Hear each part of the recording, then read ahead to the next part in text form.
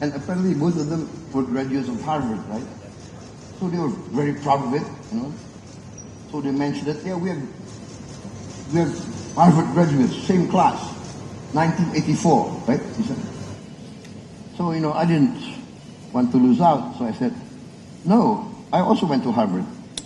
So that comes, wait, which college did you go to? I said, no, I went to the bookstore in Harvard. I got him, you know, so it works every time.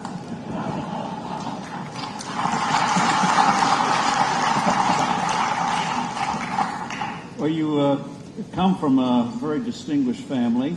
Your grandfather was a founder of a very notable bank, and your father was a brilliant economist who served Sukarno and Suharto, but also was not afraid to try to make a change when he thought one was needed. So growing up, your father helped shape your philosophy. So given your family background, how did they shape your economic thinking? I think you are correct, because you know my grandfather lived in the times of Indonesia being a being colony of Holland, of Netherlands. My father went to school in Netherlands and graduated there in economics, and so this was the 40s, right? And then, of course, we were in the middle of this great, let us say, upheaval, fighting for our independence. So my father came back. And at that time, to be very frank, most of the leaders of Asia, Africa, the leaders, the elite, were basically socialists. Because at that time, socialism, in fact, even Marxism, communism, they were the movement that really advocated for freedom against the colonialists and the imperialists. I think that's why a lot of Asian African leaders, movements of the young, were practically left-wing socialists. Many were communists, and my father was also a socialist in his young days. In fact, he was a leader of the Socialist Party of Indonesia. But then, I think what influenced him a lot was when he was sent by our leaders to New York, to the United Nations to represent Indonesia, lobby for, and there he made friendship with a lot of American leaders who basically were business leaders, who were capitalists, but many American capitalists in those days and leaders were also anti-imperialist and anti-colonialism. They were against all this colonial and imperialist movement, and America at that time was in the forefront of actually basically forcing the European colonial powers to decolonize. So I think that's my father got, and he was helped a lot by many American business leaders. He always talked of this Matthew Fox, I think. Matthew B. Fox. It was at that time, I think, the founder of 20th Century Fox, I think, who became a good friend of my father and always helped the Indonesian independence movement. So it's very interesting. So when he came back from the U.S. In the early days of our independence, he became quite, I would say, even balanced.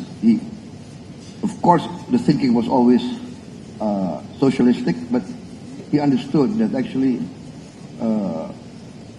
capitalism, free enterprise, really had something that's very important. And that was his thinking. In the end, of course, I was a young boy. I said, "So, Father, what is the best economic system according to you, Father?" And he said, "Actually, the best economic system for us, for Indonesia, must be a mixed economic system. It must be, we must take the best of capitalism and the best of socialism.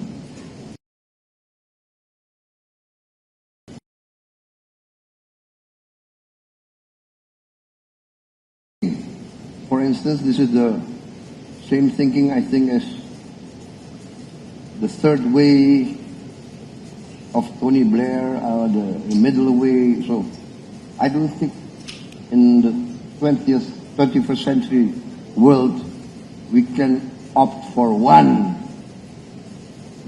set of thinking, one set of philosophy that works for everybody. It must be, I think we need to find each country the system that works for our country. That's my opinion. One of the things in terms of getting down to specifics that you've done in your first year is a program where you're spending billions of dollars to provide school lunches for children.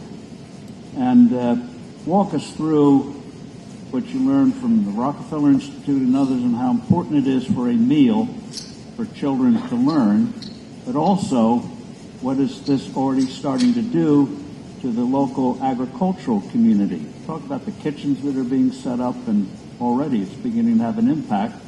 I'll steal some of his thunder. Right now, he is feeding each day the equivalent population of 7 Singapores. So walk us through this program. Yes, I think this free meal program, in Indonesian we call it MBG, Makan Bergizi Gratis, so free nutritious meal. Well, basically it came about, you know, I've been campaigning, I've been running for president, I think. I ran for president, I think, 5 times in this last 25 years, I think, 20. 5 times I ran, 4 times I lost. The last time I won. What I'm trying to say is, during this campaign, this 5 campaign, I traveled to many areas, to many villages, and every time I come to the village, I see young children greeting me. They come and stand and they wave and they... So I talk to them and I ask them, what's your age? And I was many times surprised. When I thought that the little boy in front of me must be only 4 years old because of his body, he replied that he was 10 years old. And the little girl who I thought must be only 5 years old, she said she's 11 years old. And it went on, so I was shocked. So I saw directly and physically, I saw stunting, I saw malnutrition, I saw poverty in my eyes. And very difficult for people who are living in the elite to understand that children can eat sometimes only rice with salt. And so that got me thinking. Then I remembered the schools in Europe and UK and the US. They had free meals for lunch. So I said, and then I read about Brazil. Sorry, I have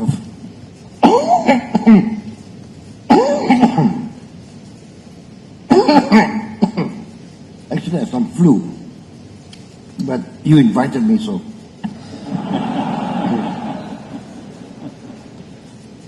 Let me try, man.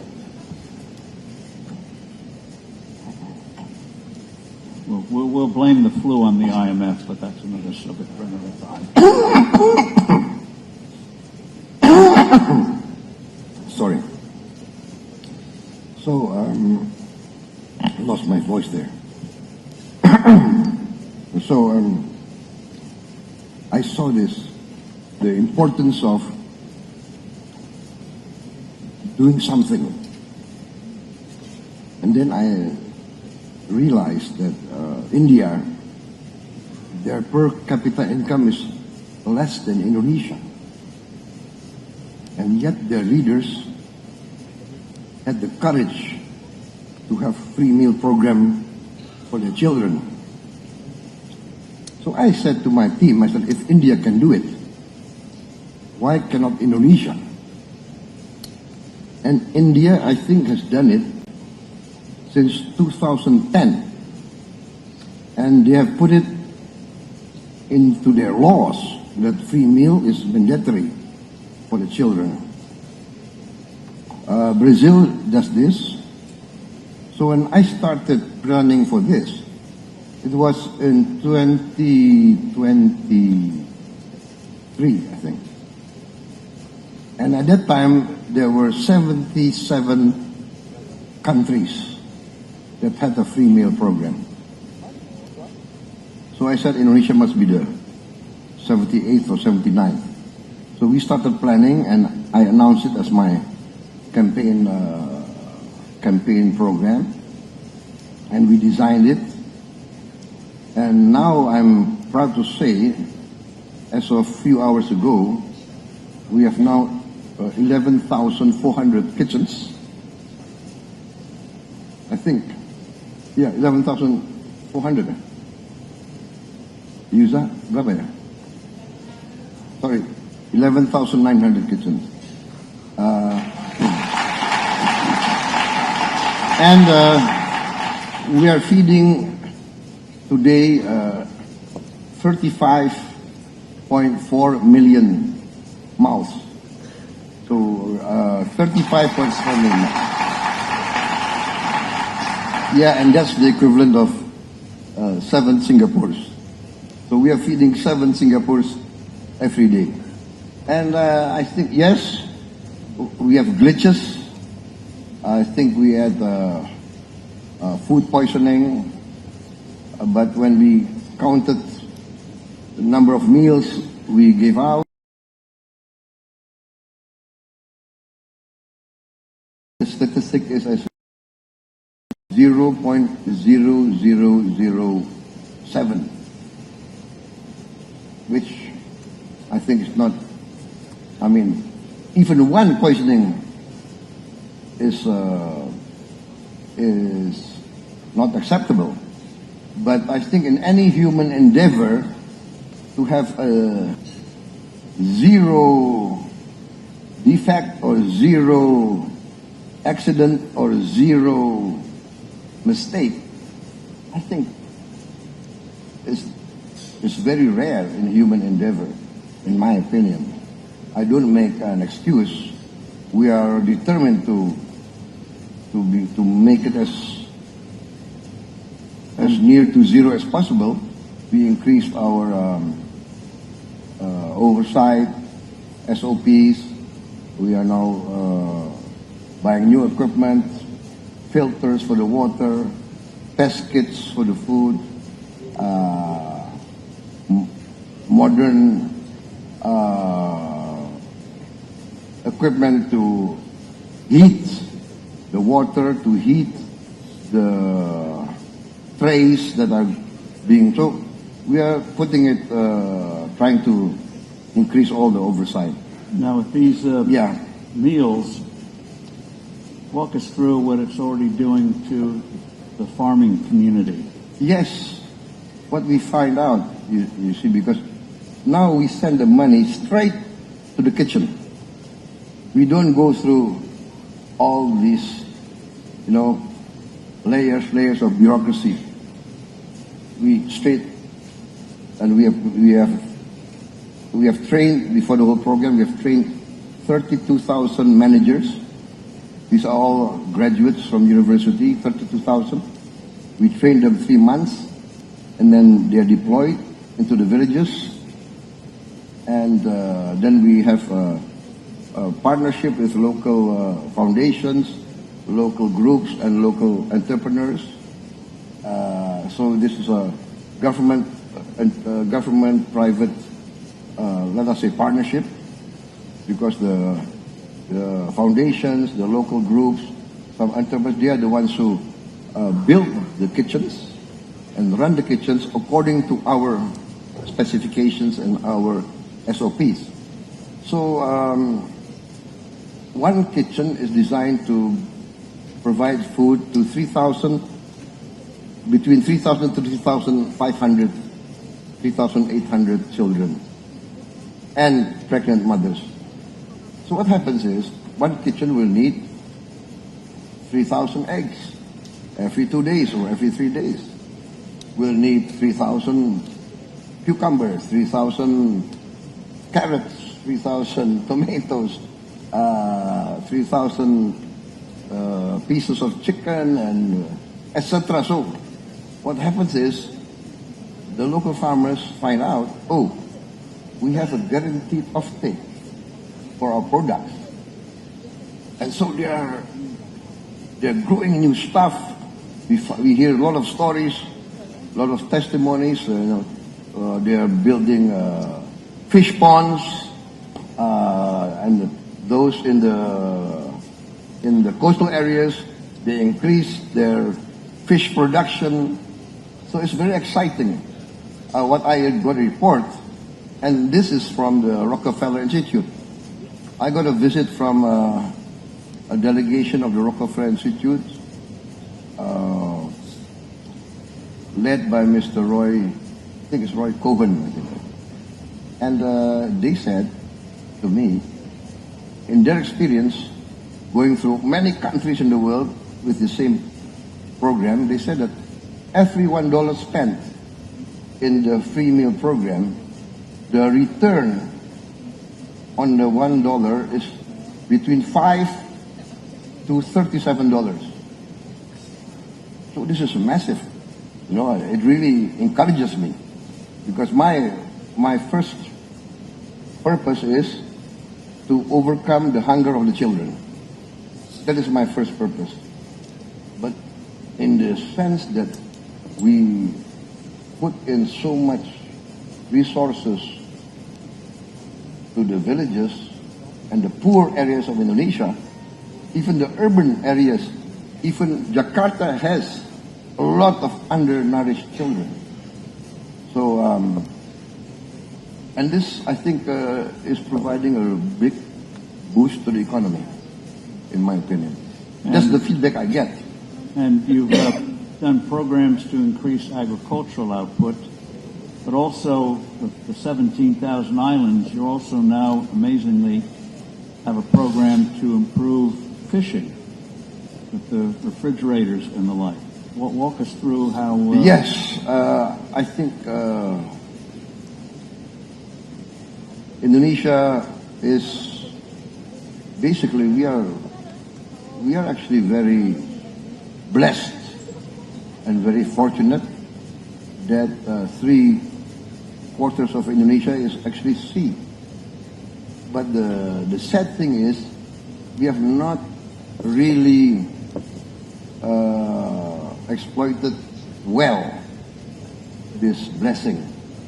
So basically, in the 80 years of Indonesian history, there have been no real effective program to empower our fishing communities, basically. And this is what we're trying to do. My Minister of Fisheries, he started a pilot project. One model, we make as a model of this, we call this project the Fishing Village Project, Desa Nelayan. So, a village with we will reorganize, give facilities. For instance, many of these villages do not have a simple jetty. So we build a jetty for them. They don't even have ice. So we provide financing so that they can build a small ice producing facility. So every day they go to the sea, they will have ice blocks. And so when they catch the fish will be relatively fresh coming back. So it's simple things like that. Cold storage, when the produce can be stored, and then electricity, solar panels. So all these things, clean clinics for them, good schools for the children. And we find out their testimony, after 1.5 years, 2 years, their earning increased up to 100%, which is amazing. You know, I am myself I'm very surprised. I thought maybe 40%, 50, 100% increase. But for basic things like ice, and then of course facilities for auctioning the fish. So now all the people who need fish, they know, oh, in that village I can get fresh fish, and if I come early for the auction, I will get the best. So prices increase, earnings increase. So what we are planning to do is we are planning to replicate that this year, 2026. This year we already start building 65 already. 65 already. And the target will be end of 2026. We are going to build at least 1,000 of these villages all over Indonesia. 1,000. That means it will empower 2 million fishermen. 2 million fishermen with their wife and maybe 2 kids. That's 8 million Indonesians. We hope immediately, after 1 year, their earnings will increase by 100%. And this is our goal, our dream. And I'm very bullish. I'm very optimistic. So we will now get fresh increase of protein from the fishing villages. We will send it to our cooperatives, because I'm also building, we have already established 81,000 village cooperatives. And each village cooperative will have their own warehouse, cold storage, will have their own mini supermarket, their own village drugstore, village clinic, etc., etc., etc. And each cooperative will be given financing to buy 2 trucks. So all their produce will be sent to the market. And there will be no more stories of, sir, our harvest is rotting, nobody's coming, da-da-da-da-da-da. Yeah, so I think this is going to be an exciting time for Indonesia. I'm excited, and because I'm seeing this dream, this concept turning into reality as we sit here today. And one of the things you've done was to wipe out old debts for a lot of small farmers and businesses that were around for years and years. Yes, exactly. Weren't going to be paid, so just wipe it out and let them have a fresh start. I think at that time when I came in, even before I came in, in my campaign, a lot of these representatives from the farmers and from the small business came to me and, sir, we can't get any new loans because our debt of 25 years ago is still in the books of the banks. So I called some of the bankers, we discussed, and basically I understood that actually in the banks, right, after 25 years, most of these banks have been written off already in the books of the banks. So, of course, there are the conservative bankers who said, no, sir, we cannot, what example will it give for the other lenders, borrowers, right? So I said, these people, 25 years, they cannot pay back because of bad weather, because of natural disaster, etc., etc. No way can they pay back. So to be realistic, I said there is such a thing as forgiveness. So I said, we forgive the debt. Now, one of the things in what they call a macroeconomic sense you're doing is free trade agreements. And you have an agreement with the EU, European Union, to promote trade. Can you walk us through that?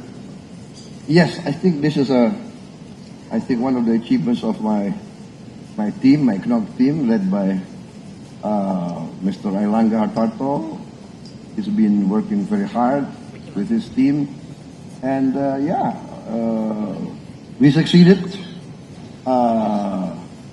in getting the agreement through the CEPA, right? Indonesian European Union Comprehensive Economic Partnership Agreement, CEPA. And I think this is a breakthrough because it came right when the American government started their tariff campaign. Can we say campaign? It's a polite way to put it. Right? So I'm an American. I have more pungent words. So you have to be diplomatic. So I think we need to. For us, it was a wake-up call, right? If I were an American, I understand the point of view of the Trump administration. I think, America cannot be, right,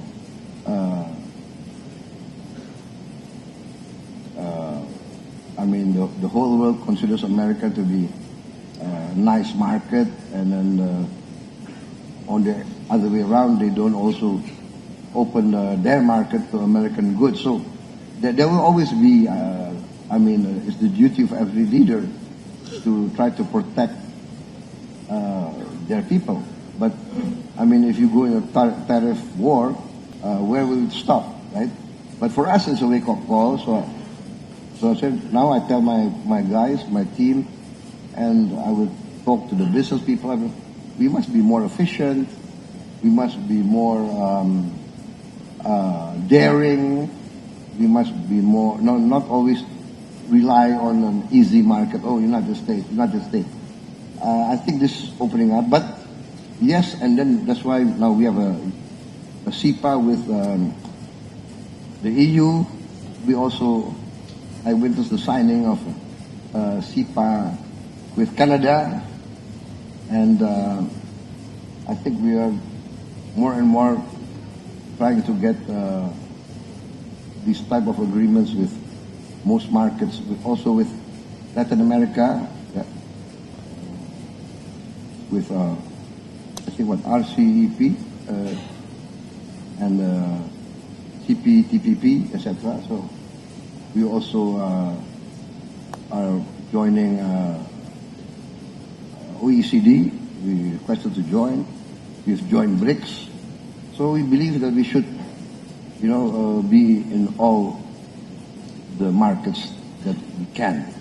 But basically, more important is actually the Indonesian market. We are nearly 300 million people. So we must actually boost our capacity, our buying power. That's why I want to really empower the poor of Indonesia. That will create domestic consumption. When you campaigned, you gave your desire to increase the growth rate from 5% a year to 8% a year. What other steps are you taking? What industries do you see coming in the future to Indonesia? And what would you say to Americans and others about why they should invest in Indonesia today so you can get that 8% growth rate? I think 8% is very achievable. It's very achievable. As I mentioned to you, for instance, even with this free meal program, we are creating directly 1.5 million jobs. Directly. And each, there's 30,000 kitchens times 50 people working in the kitchen. 2 or 3 shifts, so 50 people times 30,000, that's 1.5 million. So the economic experts tell me that 1% growth will create 400,000 jobs. Well, we created already 1.5 million jobs. That's 3%. And that's not even with the 81,000 cooperatives. There we calculate we will also create at least another 15 jobs. But the beauty of the whole thing is that each kitchen has created 15 local entrepreneurs. One selling their eggs, the other one selling vegetables, the other one selling fish, this one selling meat, the other one so. And each of these 15 vendors or suppliers will have at least 5, 10 or 15 workers. So foreign investors will be witnessing a growing economy which attracts capital. I think so. Growing economy, and if these people have money, what do? They will buy shoes, clothes. They want to improve their housing. They want each to buy maybe motorcycle, television. So I think this is the way. I mean, of course, the big guys will want to go to the big things, right? For instance, we have a lot of minerals, a lot of critical minerals. Maybe number 4 or 5 in bauxite. We are in critical minerals. We are in, so I think there's a lot of space for new investment. We need more exploration for oil and gas. We need more drilling. We find out that we have, I think,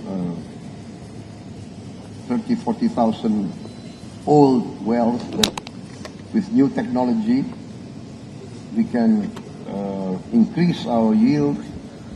So I think there's a lot of room for investment, and I think Indonesia must be something that will attract a lot of interest to come in, because I think not many economies, I think, in the present world enjoy. Even now we are growing at 5% a year. I mean, many other countries are not even growing at all. 1%, 2%, even. I just came from Sharm el Sheikh. I meet all the leaders, and we were exchanging notes, and many countries are struggling with energy and all that. And I think we are blessed with so many resources.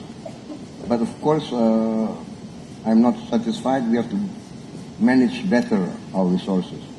One of the couple of things you're doing, one is improving tax collection, and the other is you may be looking at tax cuts to help stimulate the economy.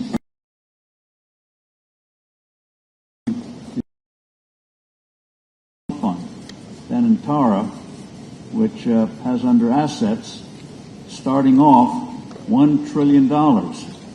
And it not only includes your major banks, but it includes Pertamina, but also, amazingly, you had 1,000 state-owned businesses that now you're going to rationalize, reduce, because together they're only returning 1% on assets. So if you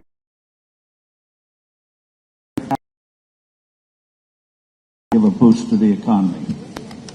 I think so. So I've given direction to the chairman of the Danantara to rationalize everything,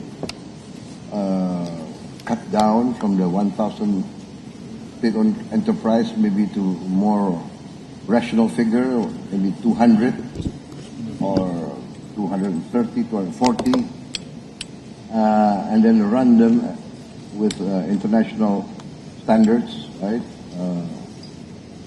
So I am convinced that that 1 or 2% return can increase, must increase. I think, and I told the Danantara management to run it on an international business standards. You can look for the best brains, best talents, and I've changed the regulations. Now, expatriates, non-Indonesians can be leading our SOEs.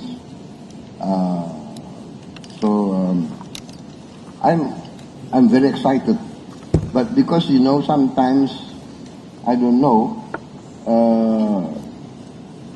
There is some sort of disconnect sometimes between the economic players and the political players, the political leaders.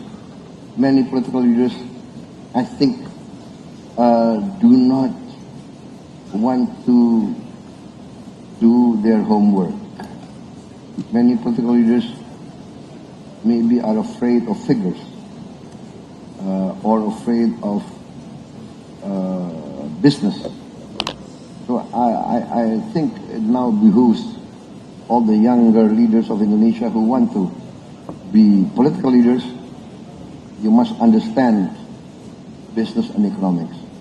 I think I heard somewhere, was it under Clinton's campaign somewhere, that he put in his campaign room, what? It's the economy, stupid. It's the economy, stupid. I don't know how to translate it into Indonesian, yeah? But it's the economy, stupid. If you don't understand the economy, you can be fooled by the economists, right? So you must never be intimidated by the so-called experts. I'm talking to my younger guys, right? So one of the things you've been very open about is battling corruption. When you were defense minister, you made it a point that any relative, if the name came in for a contract, they would not get the contract. Relate the story first of a company that came in that made you an offer. They thought you couldn't refuse, but you did. And then walk us through quickly the things you are doing now to combat corruption, not just prosecutions, but making sure you have the personnel properly salaried so there's no excuse for payoffs. But first, relate the story about what happened to a particular defense company or a potential provider to get a contract. It was rather brazen. Yeah. I mean, corruption is very difficult. Corruption, in my opinion, is a disease. Once it reaches stadium 4, like cancer, it's very difficult. But corruption, in my reading of history, corruption will destroy countries, nations, and regimes. So, I am determined to try to cut down corruption, and then sometimes the only thing is you must give the example, right? So yes, when I became Minister of Defense, the first night I became Minister of Defense, I remember I called in all my relatives, my nephews. I don't know if my brother was in the room, but I said, listen, I'm the Minister of Defense. Yeah, you guys cannot go into Minister of Defense for any defense contract, right? Understand that. So that's what I try to do. But of course, after 2-3 months, you know, business people are very creative, right? Especially Indonesian business people. So they will find ways and means. And then one day I found one of my nephew coming to me, right, with a project. I said, oh, come on, you've never been in defense. You don't understand defense, okay? So no, you look for other business. So one time we had a defense project conference in the Ministry of Defense. So my head of logistics reported to me, sir, we have these 250 projects. And let me report to you, project number one, I don't know, whatever. 3 companies in the short list. Company A, Company B, Company C. Oh, by the way, sir, I would like to report in Company C, there's one of your nephews. Write him off. Go down the list. Oh, by the way, sir, in this project, Company A is one of your other nephews. Write him off. I wrote off all my family. And so in the end, he made a comment, maybe I shouldn't have reported the names. And then they might have passed. So I had difficulty meeting my nephews for 3 or 4 months after that. But yeah, you have to give example. It's not easy, but you have to do it. And then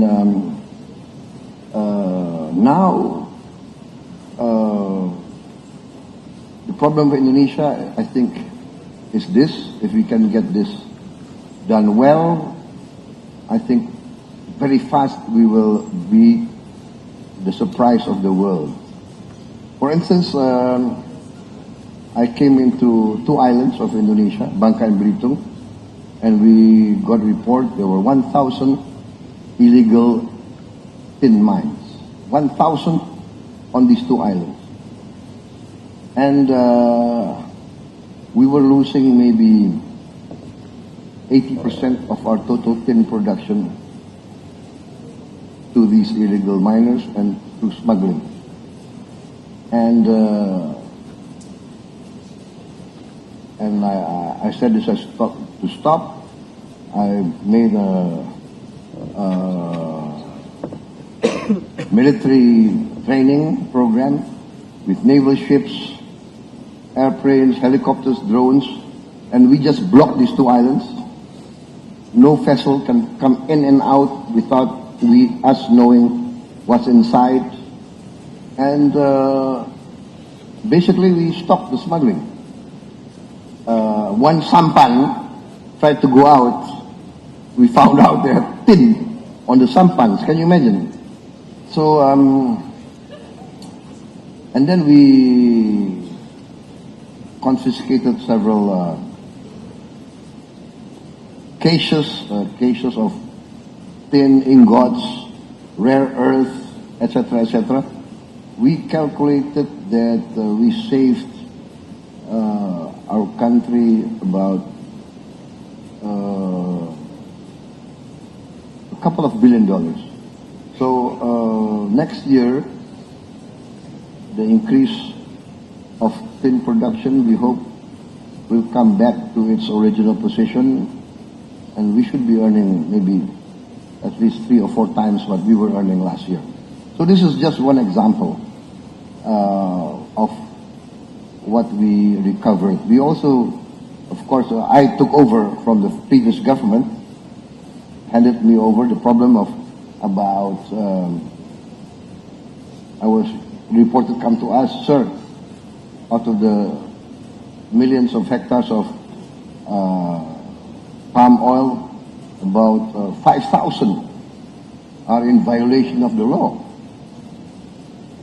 What? Yes. Oh, no, so not 5,000. 5 million. 5 million hectares are in violation of the law. So I said, I am sworn in to uphold the law. So I told my Attorney General, my state auditing board, carry out investigations. What you find out, if there's a case, terminate their concessions. And that's what we did. I think by as of this month, we have recovered about 3.7 million hectares of plantations that violated the law. One plantation, two plantations, one was 50,000, the other 50,000, violated the law. 18 years ago, there was a Supreme Court decision to confiscate those two estates, those plantations. 18 years ago, Supreme Court of Indonesia decision, not carried out for 18 years. The Attorney General came to me and said, what, Supreme Court? Inkrah, so no more ways to appeal. So I said, carry out, execute. Sir, this and that, what? You guys afraid? I ordered my armed forces, you accompany this Attorney General's office, accompany the state auditors, protect them, go in there and confiscate. 100,000 we take over, and no problem. So I think this is the case is the government now must enforce the law, and I'm determined to enforce the law, and I'm determined that the Indonesian government must be respected by everybody. The law is the law, regulations are regulations. Those who violate the law will have to deal.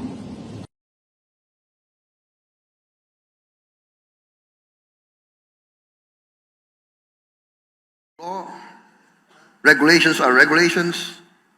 Those who violate the law will have to deal with the law. So that's as simple as that. What I mean is, we are recovering a lot of assets. Well, by this, efficiency. Taking, whether it's on the village level, enforcing the law, Yes. fighting corruption, dealing with the tax code. There have been a lot of protests, as you know, in your country and in other countries. People worried about the rise of the cost of living, inequality, but you seem to have embarked on a path where you're going to have a vibrant economy, but you're going to make sure, as the phrase goes, not only is no one going to be left behind, but they're going to... Invited by President Trump to witness the historic agreement. Can you share with us, before you go, observations about what you saw and what you think may be unfolding, which also underscores Indonesia's traditional foreign policy of trying to stay out of the elephants who get in fights with each other, the great powers, that you focus on growth rather than international disputes. But give us some quick observations about what you saw in Egypt. By the way, the president went to Egypt midnight on Sunday night, and what was it, a few hours later he came back. Amazing. Give us some observations about what you saw. Yes, it was very interesting. I think there was a sense that we are at a historic opportunity. A lot must be done. There's still a long way. Anything can happen. But we all feel that this time there's hope. So in New York, during the United Nations General Assembly, President Trump called about 8 of us, 8, let us say, leading Muslim countries. Indonesia considered Muslim majority, so we were invited. And he gave us his plan. We looked at the plan, we discussed it. It gave us hope. And then some of the other Arab leaders said, sir, we can live with the plan, we like it, it gives us hope. But what about Israel? Right? And so we said, well, basically what he says is, I will convince the Israelis. And apparently he managed to do that.